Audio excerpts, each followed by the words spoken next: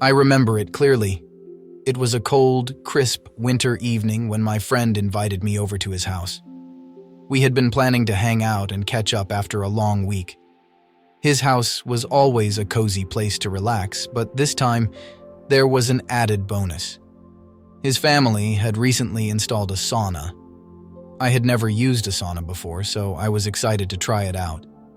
My friend mentioned that his mom, Lisa, would probably show us how to use it properly since she was an expert when it came to things like that. I didn't think much of it at the time. When I arrived at the house, my friend welcomed me in and we chatted for a bit. He told me he'd have to step out for a bit to run an errand for his dad, but said I should go ahead and use the sauna without him. He assured me his mom would be around if I had any questions.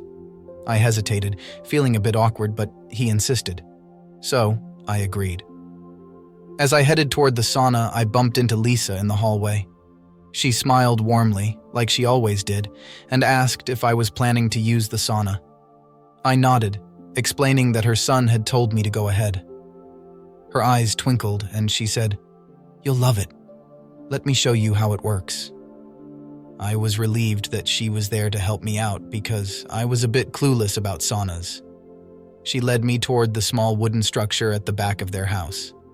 Once inside, Lisa explained how to adjust the heat, the importance of hydration, and how to get the most out of the experience. Her voice was soft, gentle, almost mesmerizing as she spoke. I couldn't help but notice how calm and serene she seemed, the way her hair framed her face, the way her eyes seemed to hold mine just a little longer than necessary. There was something about her energy that made me feel comfortable, yet unsettled at the same time. She lingered for a moment before saying, "You'll be fine on your own. Just relax and enjoy it." She turned to leave, but then hesitated, glancing back over her shoulder. "You know," she said slowly, "it's better if you take off your clothes to let the heat work properly. Otherwise, it won't have the full effect." I felt a strange mixture of nerves and excitement wash over me. I hadn't expected her to say that, but it made sense. It was a sauna, after all. Lisa smiled, and with that, she walked out, leaving me alone in the sauna. I stood there for a moment, unsure of what to do, but eventually decided to follow her advice. I removed my shirt and pants. The heat was intense, but it felt good, relaxing my muscles and easing the tension of the day. After a few minutes, I heard the door creak open.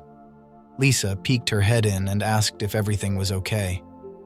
I told her it was perfect, that I was really enjoying it. She stepped inside, closing the door behind her, and sat down on the bench next to me. "Mind if I join you for a bit?" she asked. Her tone was casual, but there was something in her eyes, something playful, that made my heart race. I nodded, trying to stay calm, but inside I felt a rush of adrenaline. She sat close, maybe a little too close, but I didn't mind. The heat was making everything feel hazy, like we were in our own little world. We talked for a while, about life, about the stress of work and school, about nothing in particular. The conversation flowed easily, but there was an undercurrent of tension, an unspoken attraction simmering beneath the surface. At one point, Lisa placed her hand on my arm, just for a moment. Her touch was soft, almost tender. And I found myself leaning in slightly, drawn to her in a way I couldn't quite explain. She noticed, of course, and her lips curved into a subtle smile. "You're tense," she said quietly, her fingers brushing lightly over my skin. "You should let yourself relax." Her voice was soothing, almost hypnotic, and I felt myself melting into the heat, into her presence. I could feel my heart beating faster, my pulse quickening as she moved a little closer. It was as if the world outside didn't exist anymore, like it was just the two of us in that steamy, intimate space. I looked into her eyes, seeing something there that I hadn't noticed before. Desire, maybe even longing. My breath caught in my throat as she slowly slid her hand higher, resting it on my thigh. "It gets lonely sometimes up here in the cabin, especially when Phil's dad is away for work," she murmured. Her eyes never left mine, and I could feel my resolve beginning to slip. I knew this was wrong, on so many levels. Phil was my best friend. This was his mom. But there was something about the way she looked at me. She was giving me signs. She wanted me to satisfy her, the way her fingers grazed my skin that made it impossible to think straight. I could feel my pulse quicken as her hand continued to travel, her touch light and teasing.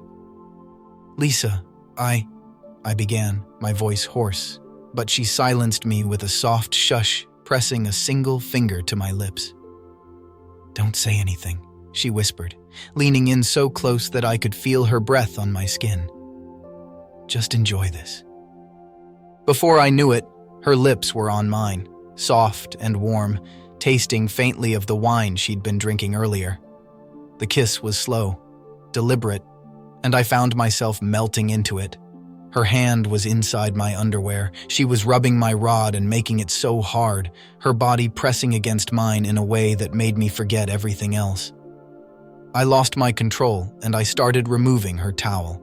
Her apples were in perfect shape, and I wanted to suck on them, and I did for at least 10 minutes. She was really enjoying how I sucked her. She took control of me, holding my rod and placing it into her cave. She started riding on me as if I was the horse. She wasn't in her control. My hands were on her hips and she was enjoying the horse ride. I wasn't sure how long we stayed like that, lost in the moment, but time seemed to blur together as the sauna's heat wrapped around us. All I knew was that I couldn't stop kissing her, couldn't stop moving. My hands moved over her body, exploring, teasing. Every touch, every sigh she made sent waves of pleasure through me that I hadn't expected. After we finished, she looked at me with a mischievous smile, her fingers lightly tracing the outline of my jaw. "We probably shouldn't stay in here too long," she said softly, though her actions told a different story. "But I think we've still got a little time." I knew what she meant, and as much as I wanted to resist, I couldn't. There was something magnetic about her, something that drew me in despite all the reasons I should have pulled away. I could feel her hands on my chest, sliding down my arms, her touch igniting a fire within me that matched the heat of the sauna. There was no going back now, no stopping the inevitable as we lost ourselves in the moment, in each other.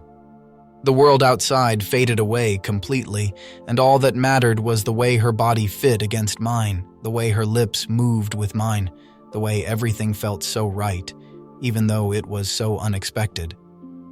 For the next few minutes, we sat in a haze of heat and lust, our bodies tangled together, the boundaries of right. There was nothing else at that moment except for the two of us, and the overwhelming need to keep going, to explore whatever this was between us. Finally, Lisa broke the silence once more, her voice soft but firm. "We should head out before Phil comes looking for us." Her words brought a sudden rush of reality crashing down on me. Phil, my best friend. What the hell was I doing? But as she stood up, adjusting her towel and giving me one last lingering look, I knew this wouldn't be the end. There was something between us now, something neither of us could ignore.